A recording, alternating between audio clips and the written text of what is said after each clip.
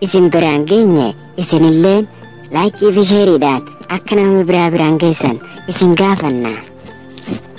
Akka ilillee birraatti diimattee bareeddee akka daaraa mukaatti anatti urgoote urgaan qaama keetti alaalaa nawaamee yaa burtukaan talaa takkas godhume morma kee jala seeneen funyaan sitti qabaa osoo hunda hafe naaf taate michuuto anaaf gammachuudha bareedduu kichuuto anaaf gammachuudha bareedduu kichuuto.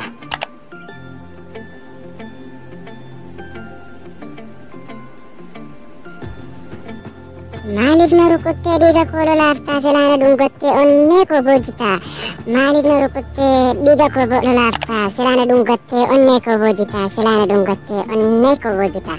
Jaalalaan godhamaa wanti fedhe hundi humna keessi arkee kossin dhiisu gondi humna keessi arkee kossin dhiisu gondi. Burqaan jaalala koo dhiigatti geeddartee jaalalaan siif qabu dibbatti jijjiirte.